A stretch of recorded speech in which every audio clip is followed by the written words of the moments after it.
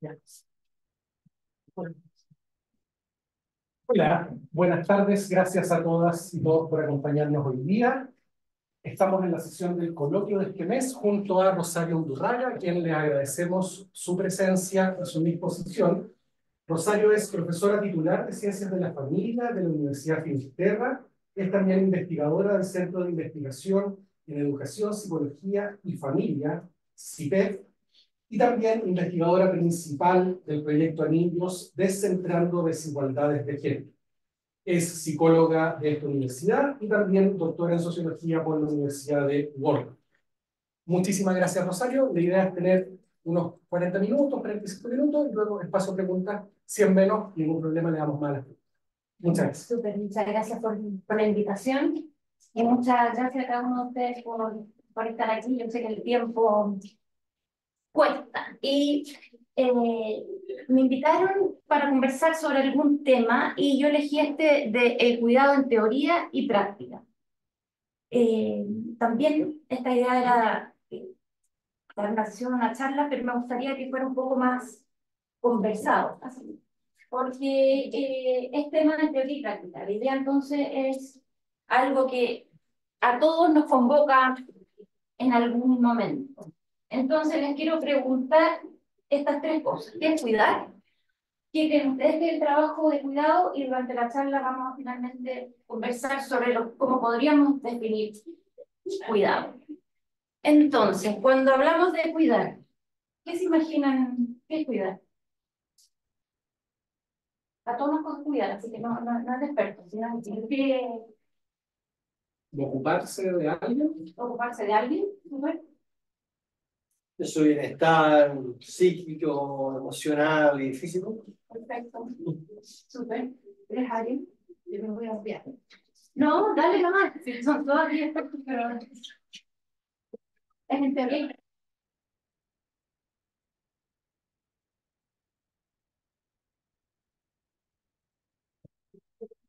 Es lo que sostiene la vida. Súper, entonces nos vamos a quedar con esas tres cosas que son súper importantes. El ocuparse de otra persona en esas tres áreas que menciona Matías y que sostiene la vida.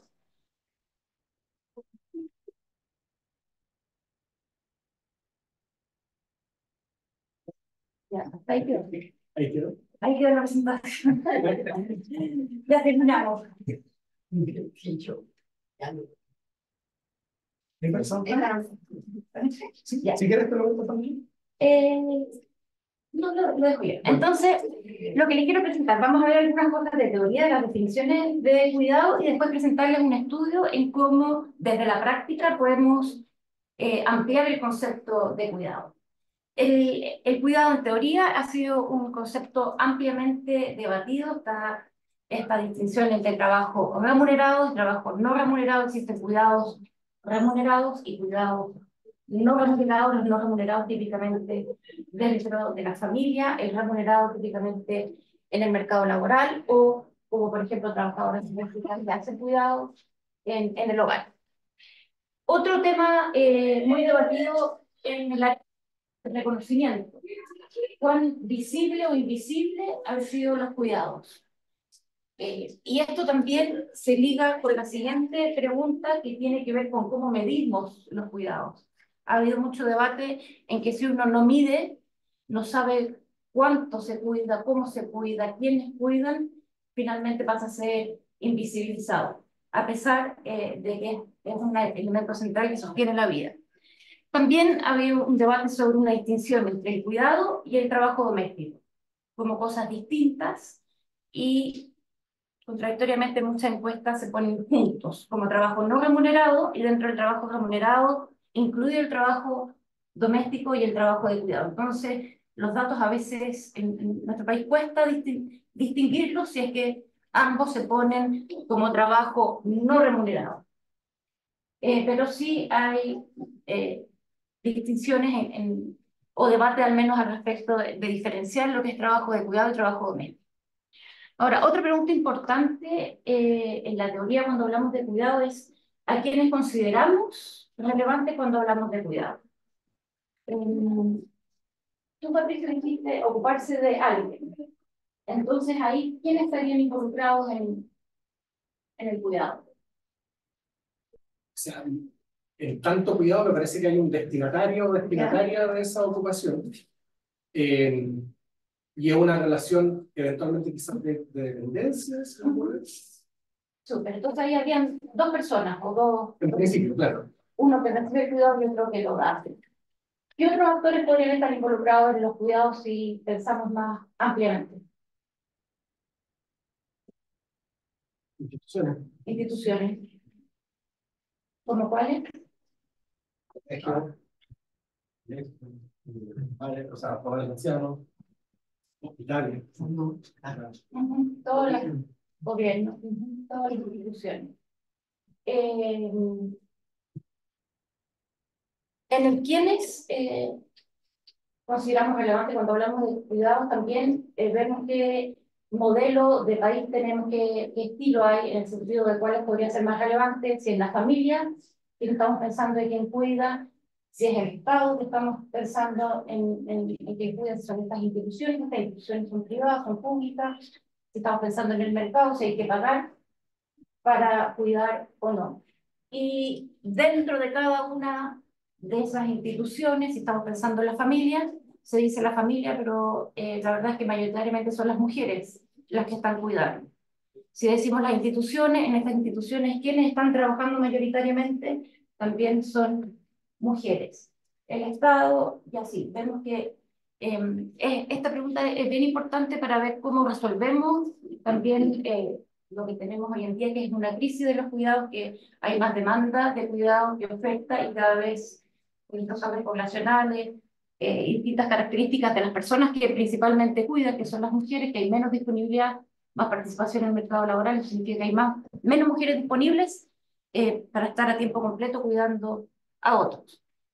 Hay otro también debate en el que hay distintos tipos de cuidado. Y más acá, ahora también presentar esta distinción entre un cuidado directo e indirecto. El cuidado que yo doy cara a cara, que te presto un servicio, un cuidado directo, yo creo que me tengo que encargar de cosas para ti o por ti. Y que ambos estaríamos haciendo un tipo de cuidado. Y uno que sería un tipo de cuidado inevitable y otra mente socialmente construido. El tipo de cuidado inevitable sería como esta persona dependiente que tú imaginabas, Patricio, que podría ser una guaguita, un anciano o anciana que está que no es valente. Y socialmente construido es que me cuidan, y aquí tiene que ver con las jerarquías de poder, con cantidad de acceso o no, a poder pagar por estos servicios de cuidado, aunque yo pueda hacerlo, aunque no sea dependiente, aunque sea autovalente, pago para que alguien me cuide y reciba esos servicios. Y aquí voy a tomar esta definición de Irma Reagadas, de que entendemos cuidados como la gestión y la generación de recursos para el mantenimiento cotidiano de la vida y la salud, a la provisión diaria de bienestar físico y emocional que satisface las necesidades de las personas a lo largo de todo el ciclo vital.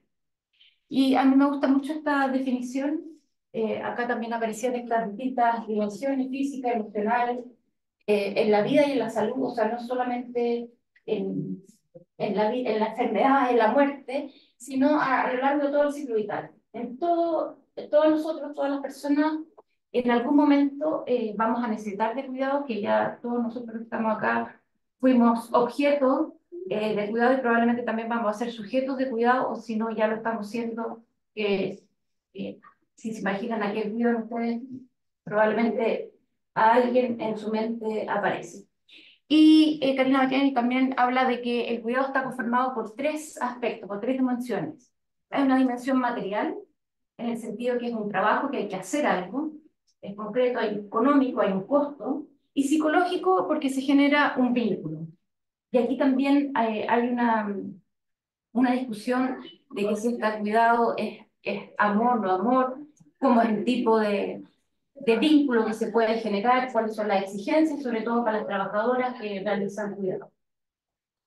Y ahora vamos a ver qué es lo que es el cuidado en la práctica. ¿Quién realiza estos cuidados que ya les adelanté bastante, que son las mujeres en su mayoría, así que eso está como bien sabido?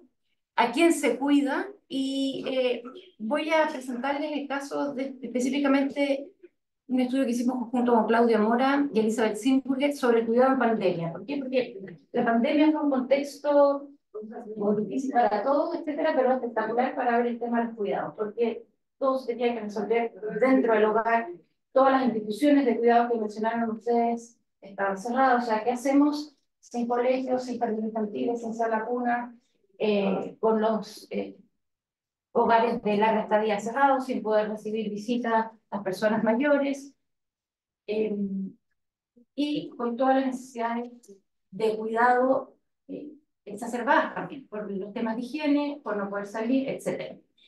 Entonces, en este contexto de pandemia, y con los antecedentes que ya existe una desigual distribución de los cuidados entre hombres y mujeres, de la encuesta en uso del tiempo en 2015, las mujeres dedican todo el tiempo a cuidar, y en general lo resumimos que el cuidado es un asunto de mujeres.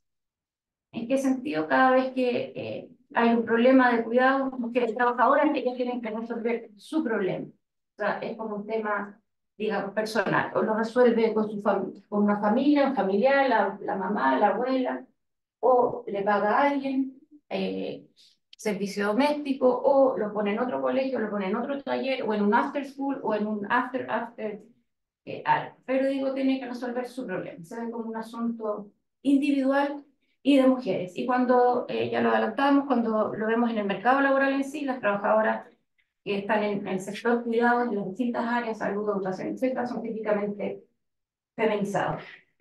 Ahora, la pandemia, en este contexto de largos confinamientos, que en Chile fue eh, mucho más extenso que otros países y que los colegios estuvieron cerrados por bastante tiempo, el mandato cultural del cuidado recayó particularmente sobre las mujeres. Hay bastante evidencia ahí de estas, ¿se acuerdan de las encuestas de los meseros?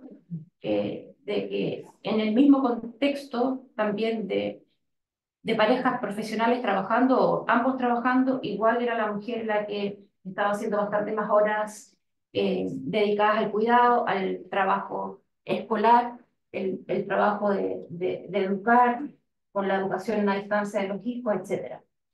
Y vemos que esta pandemia tuvo en cierta manera un efecto igualador entre mujeres de distintas clases sociales, porque para todas las mujeres aumentó la carga de cuidado. En distinta medida, pero todas se vieron desprovistas de apoyo externo.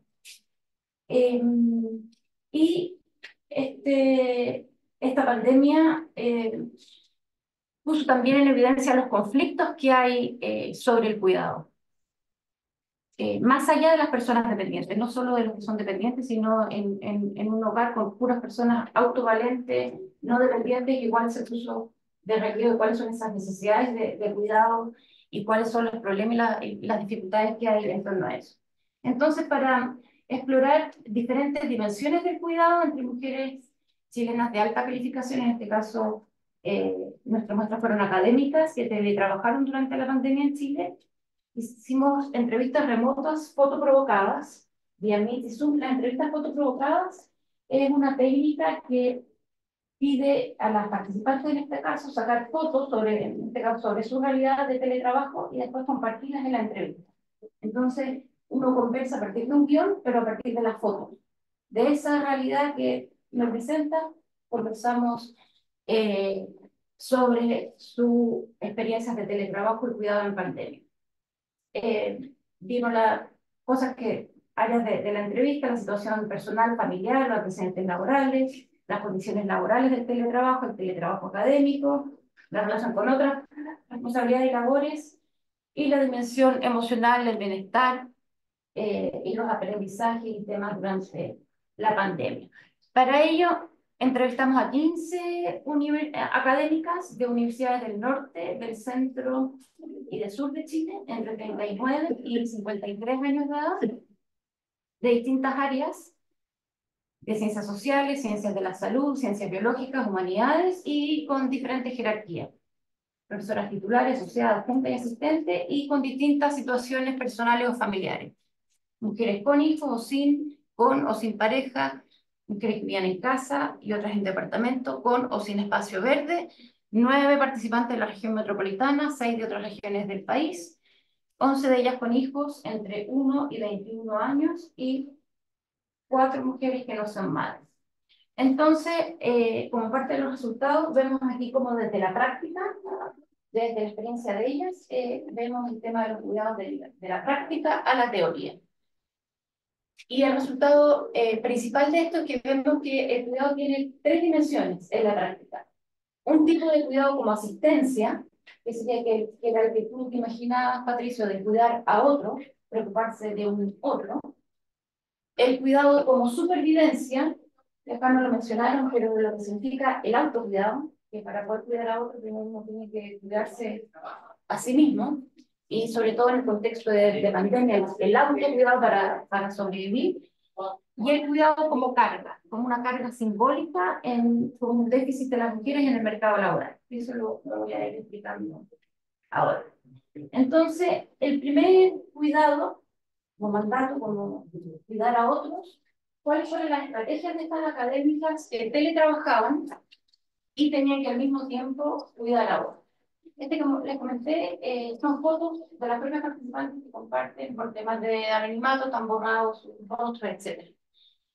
Entonces, en esta persistencia del mandato social de cuidar a otros, hay una división sexual del trabajo que igual se mantuvo. O sea, los hombres participaron más que antes en labores domésticas de cuidado, pero eso no significa que estuvieron parejos ni a la par.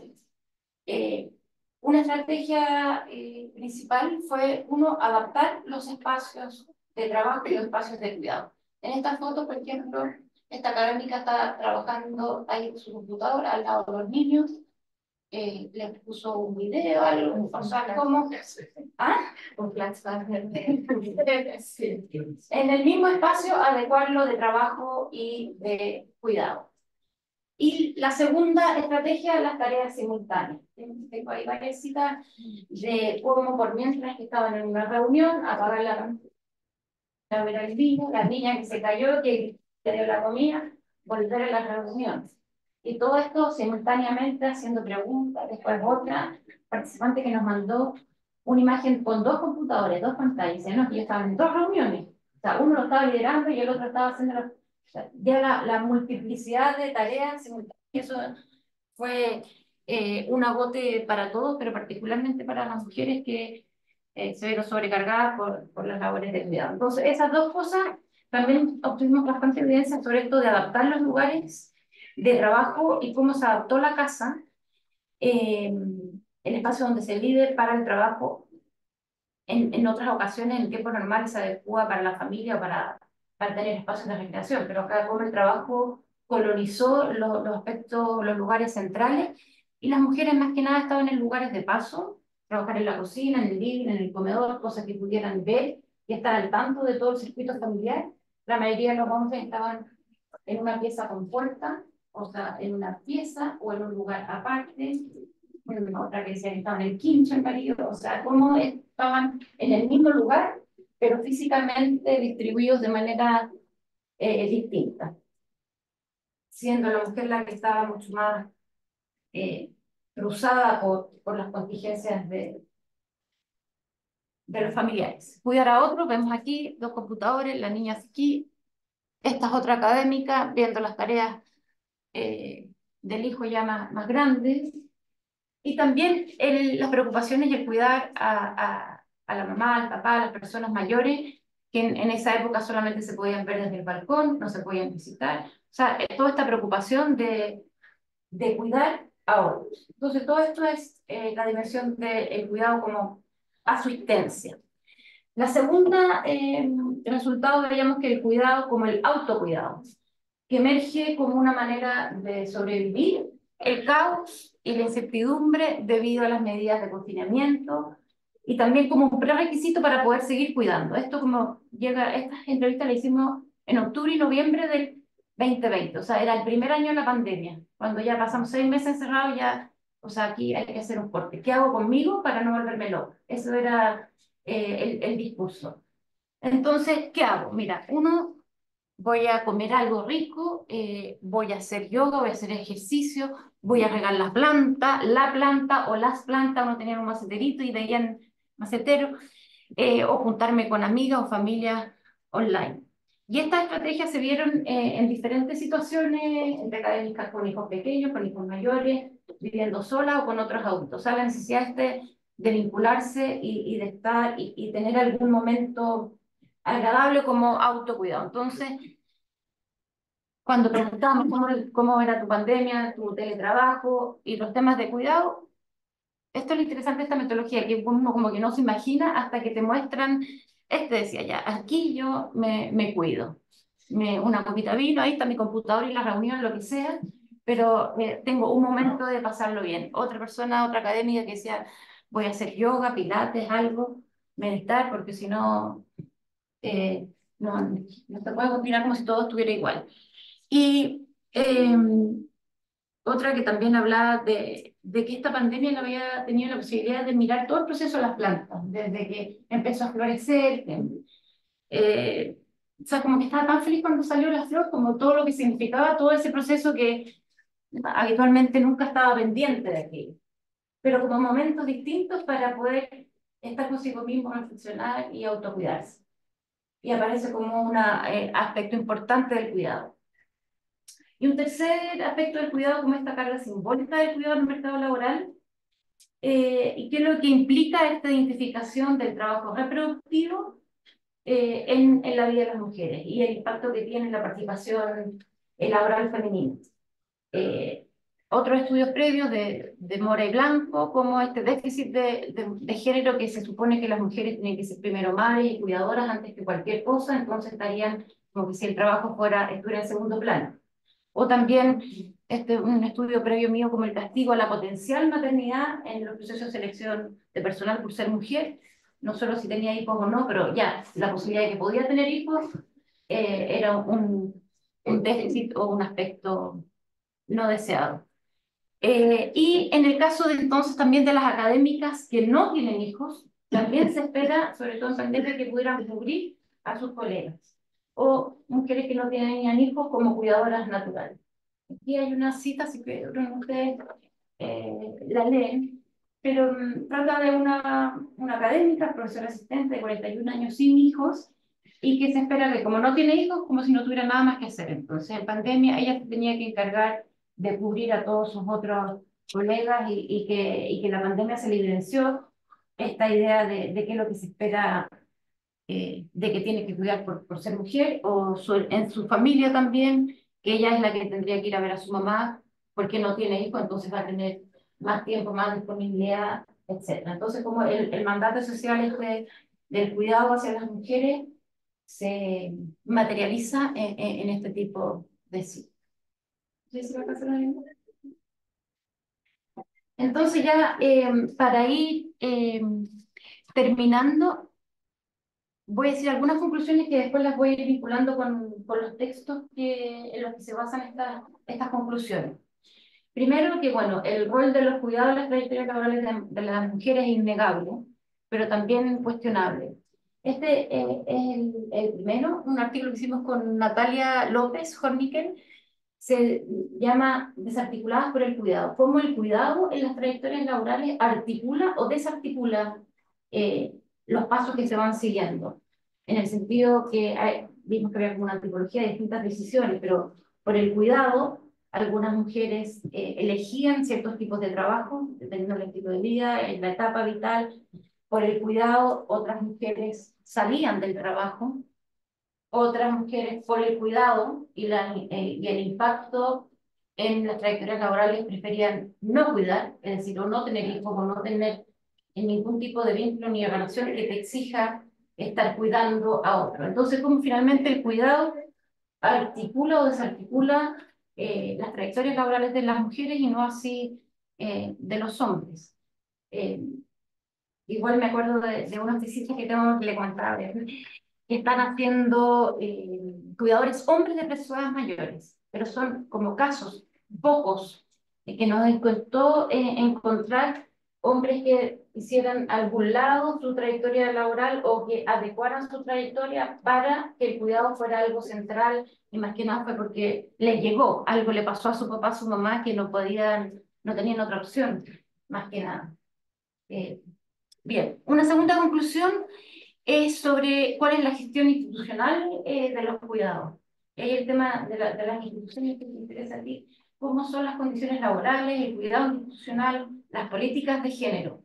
Y en un estudio con esta misma evidencia, eh, junto con Claudia Mero y Elizabeth, lo titulamos Desborde y Sazón versus Flexibilidad y Concentraciones, Teletrabajo Académico y Género en tiempos de pandemia, vimos cómo ante todo este caos que había en las universidades siendo académicas, que la pantalla en negro, bueno, no se lo tengo que explicar porque aquí todos vivimos eso, y los estudiantes también la dificultad de generar vínculos, de ser parte de una generación con pantalla en negra, de con quién me vinculo, con quién era mi trabajo, no un trabajo, de los estándares bajaron, etcétera. En todo ese escenario, las políticas de género se vieron por su ausencia, o sea, sin consideración en mucho de lo que estaba pasando.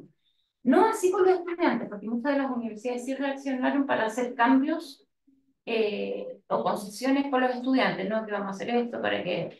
Pero a los académicos, en general, las académicas, se les duplicó, se les triplicó la carga y no se consideró todo este contexto de género. En un contexto nacional con escasas medidas estatales para la gestión de los cuidados, ahí también junto con Silvia La Madrid y un grupo analizamos las medidas estatales para la gestión de los cuidados, junto con Natalia López vimos cómo fue la experiencia de estas mujeres frente a las medidas estatales de los cuidados. Esta sensación, ¿se acuerdan en pandemia que había muchas cosas pero que ninguna les llegaba? O sea, hay estos bonos, hay estas cosas de cuidado, pero nada me sirve, nada me llega o se aplica a mi situación y la verdad es que la mayoría con los temas de los cuidados está sobrebordado. Entonces, finalmente, y más que nada la evidencia que les he mostrado acá, es para aportar en ampliar el concepto de los cuidados, incluyendo la multidimensionalidad del cuidado, el cuidar a otros, cuidarse a sí mismo, y también en la carga simbólica del cuidado en el mercado laboral.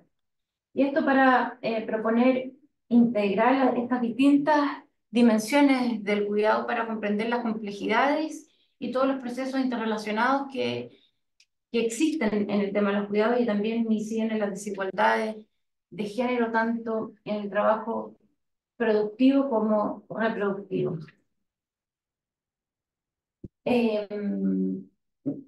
Bueno, este último tiene que ver también con la relación entre el colegio y la familia, con la expectativa de que era la mamá la familia iba a estar encargada de la educación de los hijos, pero en la práctica y en la mayoría de los casos era la mamá la que estaba encargada de las tareas, de educar, de conseguir las cosas, ¿no? Entonces, también la invisibilización del género en la relación familia-escuela.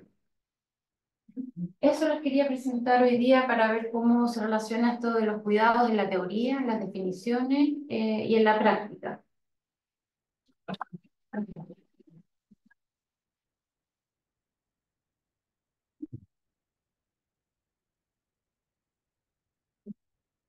Yo tengo una pregunta. Habían una de los tres aspectos del cuidado que había mencionado, el tema del autocuidado.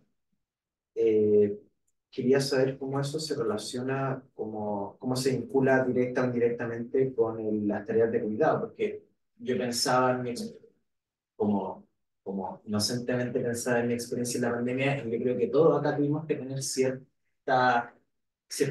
como acomodarnos para sobrevivir a lo que estaba pasando, pero cómo eso se vincula con las mujeres trabajadoras, perdón, cuidadoras, y porque digo como si les pasa a todos, como cómo esto se acentúa con las tareas de cuidado, no sé si me explico.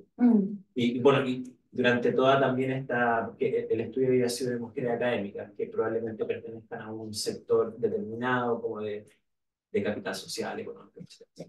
Como esto también afecta a las mujeres más pobres, digamos, como en los espacios de la casa, en espacios mucho más reducidos, mucho más empobrecidos, con menos recursos, con menos redes, tiene que haber sido, digamos, mucho más acentuado a estas diferencias. Por ejemplo, una persona que se sienta a ver las flores en su casa tiene un espacio, un jardín donde se puede sentar. O esta otra persona que tenía un espacio donde sentarse con un computador y con el vino y ver, digamos, el espacio también permite que estas cosas sucedan. Pero cuando existen como vulneración o desigualdades que hacen que la mujer tenga menos espacio así, me llama harto la atención. Pero sí, lo que me quedó como dando vueltas es cómo esto es característico de las mujeres cuidadoras y no como una cuestión general de la que todos tuvimos que pasar, como autocuidarnos durante la pandemia fue una tarea bien difícil porque nos veíamos encerrados todos, todas, complicado. Está buena tu pregunta, Gonzalo, porque este es un caso para ilustrar el tema de los cuidados, la teoría y la práctica. Pero la definición inicial implica que el cuidado, todos hemos sido cuidados y todos vamos a cuidar. Entonces, si ampliamos ese concepto de estas tres dimensiones a lo largo de tu vida, tú también vas a tener que cuidar a otros y autocuidarte. Y en tu caso, como hombre, probablemente no vas a sufrir la carga simbólica que hablamos acá de que se espera o no se espera que cuides otras implicancias en el mercado laboral. Pero esto se amplía para todos. Todos tendríamos que cuidar y autocuidarnos. Eh, el caso es cómo se puede visibilizar mucho más en pandemia. Estoy totalmente de acuerdo contigo que hay desigualdades, no solo de género entre hombres y mujeres, sino entre mujeres de distintas clases sociales. Pero presentábamos al principio que esta pandemia tuvo en cierta medida un efecto igualador, porque no había ningún colegio, ninguna otra red. O sea, estaban todos desprovistos de poder salir. Obviamente no poder salir en no sé cuántos metros cuadrados con jardín, el distinto de no poder salir en 2 metros cuadrados. Eh, pero también están a mí me llamó la atención nuestro prejuicio y nuestro imaginario, porque esa foto puede ser en este escritorio y aquí poniendo la bandeja para comer, o unas imágenes que yo les pedía de cómo era su vida de teletrabajo, y muchas mandan los platos sucios de la cocina, este es el trabajo, los platos sucios de la cocina, la pieza, los juguetes y el computador ahí. Y yo decía, oye, igual estamos allá, pero está ahí en una esquina, nada de glamuroso. Y bueno, sí, otras personas que podían tener un jardín, pero no eran los menos. Eh, Hay otra cosa que era la segunda pregunta que tenía que contestar. Que es súper interesante preguntarle a usted, que fue mi profe, estos temas de familia. Yo ahora he estado como desarrollando hartos temas sobre cómo se conceptualiza ahora, hoy, la familia, y ha aparecido un discurso más ecléctico respecto a qué se considera familia. Por ejemplo, las tareas de cuidado respecto a animales o objetos que recaen principalmente en la mujer, digamos, como las tareas de cuidado del perro, del gato, llevarlo al veterinario, sacarlo a pasear, comprarle la comida, cambiarle la arena, todo eso son tareas domésticas que recaen por esta carga simbólica que usted mencionaba en las mujeres, principalmente. ¿No vio algo como eso, como digamos, como la relación con los objetos, digamos, como una postura más materialista de analizar a la familia en específico? No abordamos eso en particular, pero sí vimos personas, la muestra con distintas estructuras familiares. Lo que decíamos, con o sin pareja, con o sin hijo, distintos tipos de hogares monomarentales, en pareja o no. Eh, y las que tenían animales, claro, son parte importante de la vida familiar. Eh, pero la discusión más que nada el tema de los animales fue que los animales en pandemia tenían más derechos que los niños. ¿En qué sentido? Que los animales podían salir a pasear 2 veces al día y los niños no pudieron salir, ya no se me olvidaron las cifras, pero era una cosa impresionante la cantidad de meses en que no podían salir de ningún lado. O sea, viviendo en un departamento, un niño encerrado, viviendo en un departamento con un perro, el perro no podía salir. Entonces, y todos estos permisos falsos para ir a sacar al perro, que le sacaban al niño, y así. Pero el estatus del perro fue mejor que el estatus del niño en pandemia, en términos de los derechos para poder salir, esparcirse, y también todos los conflictos que hubo con las parejas separadas, y padre y madre en distintas comunas, porque en una comuna parecía una cosa. Eso eran los conflictos. El perro es como el pelo en la cola, ¿no? Después, alegría, o sea, eso era lo que le aportaba este grupo. Pero como tú bien dices, en general las tareas de cuidado de distinto orden, del perro, el gato, del niño, la niña, en su mayoría la absorben las mujeres, a pesar de que la intención muchas de estas es para generar el vínculo, para que los niños se hagan responsables, crezcan, para que la familia esté más activa. Pero no siempre es así, pero esa ha sido la tendencia en nuestro país. O sea, yo también conozco familias, hogares, hombres que se encargaron mucho de las tareas del hogar, de las tareas escolares, etcétera. Pero si vemos la tendencia nacional, si vemos los datos, es muy poco. No Gracias. sé si eso... Sí. ¿No? Sí, gracias por la presentación, Rosario. Una como consulta que no necesariamente remite a la investigación que mostraste, pero por interés, te lo planteo en el fondo, en base a lo que nos mostraste y los antecedentes, en el fondo está bastante claro que el trabajo cuidado recae en forma muy preponderante sobre las mujeres.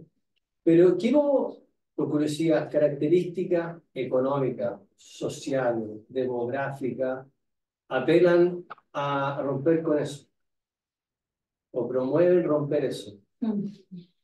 Está buena tu pregunta, porque uno es la edad, la generación, que supuestamente los jóvenes son en el discurso más equitativos y más conscientes de la disparidad de género.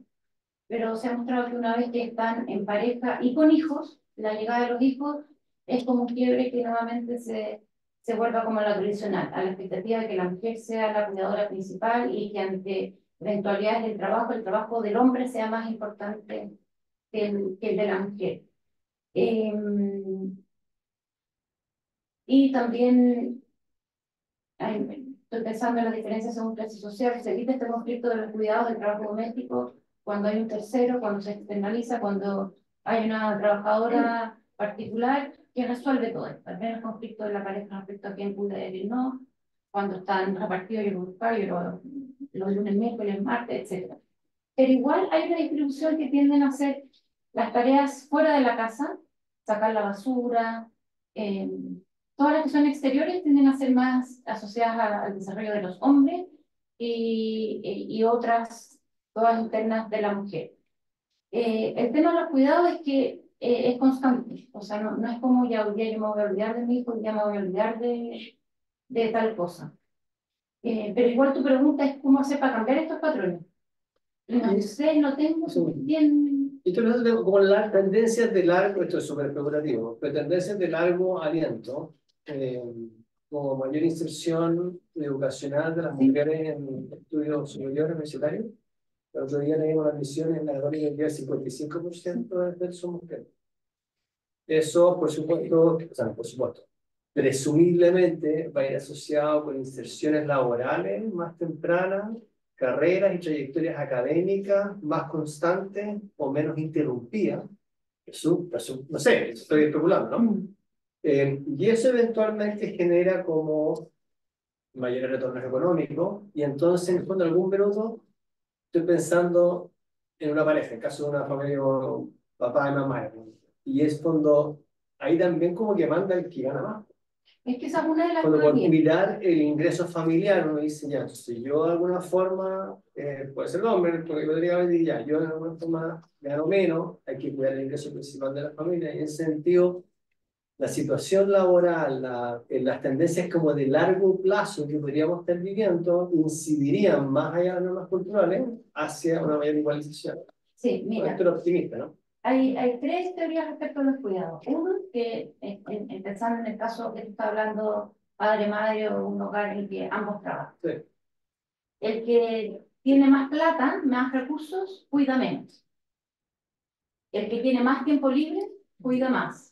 Sería la mujer y en el mismo caso. Y si no, que obedecería las normas de género. Cuando uno ve estas tres cosas en parejas en que ambos son profesionales, en que la diferencia salarial no es tanto, igual es la mujer la que cuida más. O invertido, la cantidad de hogares monomarentales que hay hoy en día es mucho mayor que antes. Y entonces tampoco se cumple esto que el padre, porque gana más, va a tener más poder y entonces ella no da. O sea, pensando, yo creo que la respuesta está en que las mujeres han hecho un cambio importante, eso que tú estás mencionando, la cantidad de mujeres que empiezan y terminan su carrera de un nivel exitoso, empiezan la carrera laboral, pero las dificultades en el camino, tanto en el mercado como en la casa, eso es lo que complica. Entonces el cambio cultural yo creo que ahora está en los hombres, ¿no? Que los hombres esté la disposición y la convicción de que esto también es mi tarea, mi rol, y que el trabajo y los cuidados están a la par. O sea, no va a haber un otro que lo va a hacer, porque todavía sigue habiendo la expectativa de que si hay una mamá, la mamá va a saber llevarlo al doctor, al dentista, al cumpleaños, a cualquier cosa, o la colación, la comida. O sea, todavía en el hogar no está esta repartición equitativa. Y sí se ha visto que los cambios económicos han sido rápidos, los cambios culturales en las mujeres en términos de avance, en participación, etcétera, pero todavía sigue habiendo un resabio tradicional machista de los hombres en el minuto de, no en el discurso. En el discurso, bueno, hay algún grupo que todavía sigue hablando tradicionalmente, pero yo creo que por ahí van, porque todo esto siempre se dice, bueno, hay que empezar por la educación inicial, cuando sean chicos, que no saben, que se leche, que el juguete de agua, que el juguete de autito, que se pueda todo intercambiar. Pero igual si nosotros vamos reforzando a esos estereotipos, mira, yo creo que algunos cambios van a tener que ser como impulsados de afuera, como fue esta pandemia, el tema del online, del teletrabajo, tanto susto que había antes, y la pandemia demostró que sí se podía. Algo quizás va a pasar en que, o muchos de los casos también aquí me estoy acordando, no, él cocina cuando ella no está, él hace esto, o sea, en ausencia de alguien que lo haga, el varón sí lo hace, y lo hace a su pinta, pero lo hace. O sea, no tiene por qué ser tampoco igual de bien o igual de mal, o de la misma forma que el otro. Pero en ausencia de él, sí se resuelve. O sea, alguien igual, la guagua chica igual tiene que comer, igual tiene que cambiarse el pañal, no sé. Hay un momento, igual los adultos mayores, o sea, los dependientes tienen que ser atendidos de alguna manera. Solo que si nosotros las mujeres seguimos resolviendo todos esos aspectos, tampoco hay mucha intención de cambio. Y si el mercado laboral se sigue esperando que esto, que la maternidad, que el postnatal, que la cuna, son cosas que se han discutido demasiado tiempo y que salió el postnatal masculino, 0,24% no me lo gustaba, o sea, como que va a haber que hacer arreglos más forzados, quizás, aunque aparezca algo que lo tengan que hacer. O sea, te quería preguntar por cambios institucionales que alguna vez quedaron relacionados, porque estoy pensando particularmente, ¿cierto?, en cómo algunos cambios institucionales podrían afectar de forma negativa, pensando en que el efecto que podrían tener es reforzar esta sobrecarga. Sí. Y pienso particularmente sobre la ley de conciliación trabajo-familia que se sancionó hace no tanto, que pareciera ser que de alguna manera dice, bueno, están las condiciones institucionales, pero para que las mujeres se hagan cargo de estas cosas. Entonces, ¿hasta dónde pueden existir ese tipo de incentivos perversos, por así decirlo de alguna manera, sobre la promoción de este tipo de cambios? Sí, me parece súper buena tu pregunta, porque, por ejemplo, en otros países más desarrollados, en Europa, en los países que se ha incentivado el trabajo part-time para las mujeres, que la participación laboral de las mujeres es mucho más alta, pero en menos cantidad de horas que los hombres, lo que se hace es reforzar esta idea de hombre proveedor, mujer cuidadora part-time. O sea, se carga de los trabajos de cuidado y también puede trabajar. Ambos part-time, ambos a cargo de los cuidados. Sí, pero siendo la mujer más part-time que los hombres. Entonces, puede trabajar, no tener un salario que el hombre y puede cuidar. O sea, trabaja sin descuidar los cuidados. Entonces, ante tu pregunta, para evitar este tipo de asociaciones que, ok, para tener más flexibilidad, menos horas, más tiempo libre para poder cuidar, para evitar eso tendría que ser para todos, independiente de ser hombre o mujer, independiente de cualquier otra condición, porque yo antes que tuviera hijos decía, yo quería el tema de flexibilidad, pero para mi vida personal, no porque tenga que cuidar a alguien, no porque tenga un hijo. Entonces también las personas tienen otras elecciones. Quizá ahora mi tiempo libre ya no es tan libre, pero esto de tener que preguntarte que tú tienes que, para un otro también puede haber otras opciones. Entonces yo sería partidaria de las horas de flexibilidad del norma de trabajo, etcétera, pero para todos, independientes de su género o situación personal, familiar. Eh, sí.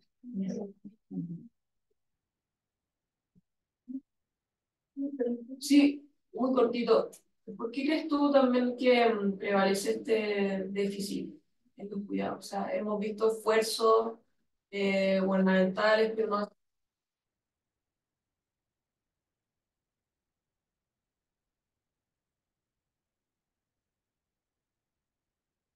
¿Déficit en qué sentido? Que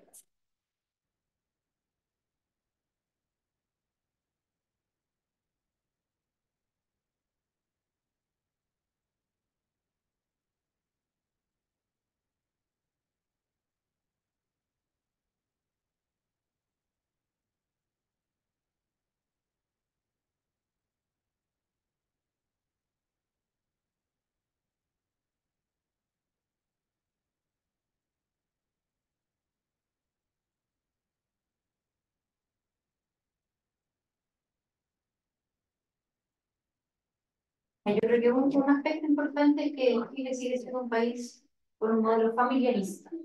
Seguimos creyendo que los cuidados se resuelven de la mejor manera a través de la familia. Entonces, en estos centros de larga estadía hay muchas resistencias hasta el final, cuando ya la persona se está perdiendo el adulto mayor o está con... Ahí lo mandan a algún... Entonces sigue creyendo que la familia lo puede cuidar aunque no lo esté cuidando bien o no tenga la posibilidad de cuidar. Lo mismo pasa con los jardines infantiles, o sea, a pesar de que hay evidencia de que es súper importante el desarrollo cognitivo, la estimulación temprana, se sigue creyendo que la mamá es la mejor cuidadora y que va a estar lo mejor en la casa, aunque la tengan viendo tele 5 horas o arrastrándose por el suelo haciendo... Entonces, esta idea de modelo familiarista, la familia es la más importante para cuidar y la responsable de tomar las decisiones, yo creo que afecta al éxito de poder darle más poder a las instituciones o al cuidado institucionalizado. Ese es un aspecto. Otro es la importancia del mercado y del valor de estos servicios, porque un buen servicio es caro la mantención, aunque la pague el Estado, aunque lo pague los privados, un tema de plata también, y cultural. O sea, bueno, si hay otros factores, puede ser como comunicación, qué tanto sabe la gente que existen esos programas, cómo confían en esos programas, cómo pueden acceder a esos programas. Pero también hay que recordar que las cuidadoras son de las personas que están más aisladas, las que menos vínculos y redes tienen. Entonces, como el cuidado también enajena un poco. Es como el tema del trabajo. Trabajas, te quedas como aislado de otras áreas. Cuida, como son otras cosas urgentes del cuidado. Si estamos en un cuidado, si es una persona mayor que hay que subir y trabajar, o de una guagua, no puedes descuidarte. En uno de esos artículos plantea que esto del multitasking no existe. O cuidas o trabajas, pero uno estaba trabajando, justo se cayó, o al revés, estaba tratando de cuidar y te cualquier cosa, tuviste que volverlo a realizar. O sea, hacer 20 cosas a la vez no resulta bien, ni menos por un tiempo extendido, porque tenemos que hacer todos. Eso yo creo que podría ser una de las razones. ¿Y cómo se comunican estos programas? ¿De quién viene? Porque al final el boca a boca, que tu vecina, que tu conocido, que alguien te recomendó eso, funciona mucho mejor. A veces yo creo que hay varios programas, políticas que no se conocen y otras licencias culturales.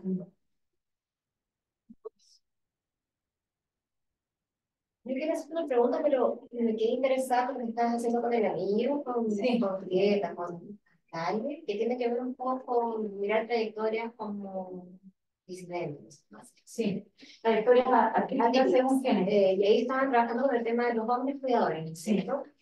Y quería preguntarte un poco si has encontrado esta como discriminación positiva que muchas veces se habla, ¿cierto? Porque en el fondo las mujeres está esta tradición que cuidamos, ¿no es cierto? Pero que finalmente como tú eres mujer, puedes cuidar, no necesitas apoyo, en caso por el pero en el caso de los hombres, a mí también me ha tocado hacer estudios, pero muy chiquitito, parece ser que como dices tú, le tocó, pero parece que, pareciera ser que la sociedad, al ver un hombre que es, no es su rol cuidar, le presta como mucho mayor atención y como que termina generándose una discriminación positiva, ahí de cumplir un rol que no era el que esperaba. No sé si lo han visto en alguna de las entrevistas que igual estamos en, como para aplicarle en patrimonio, yo sé, sí. pero quería estar un poco qué han encontrado. El proyecto de Anillos que es Descentrando Desigualdad de Género en la quinta región, y hay distintas líneas de investigación, una es trabajo, otra violencia, otra educación, y esta que estaba comentando de Cristo, con Julieta, Alexandra y otra,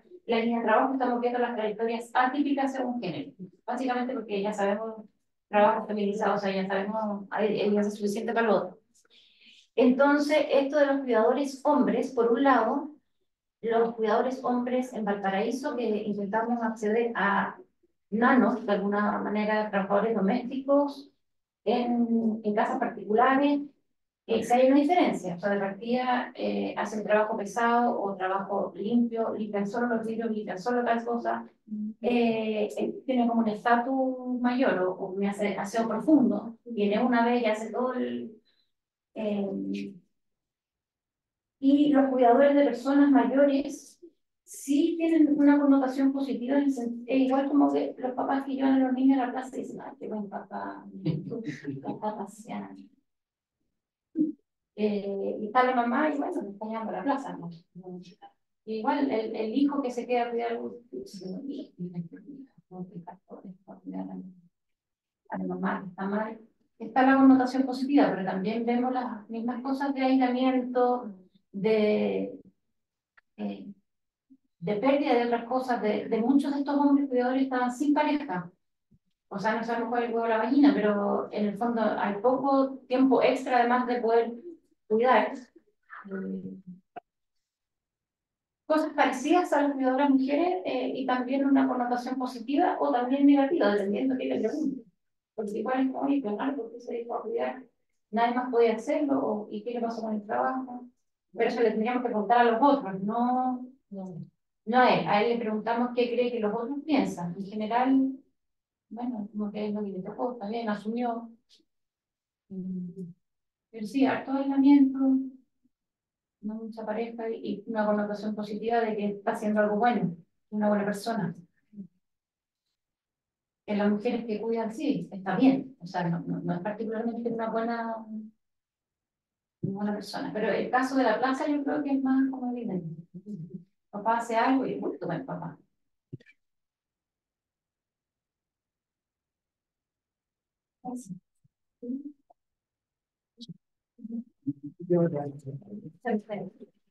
Gracias por participar. Ahí vamos a mandar un saludo a todos los que no pudieron venir por estar cuidando a alguien, o autocuidándose de la lluvia o de los traslados. Gracias.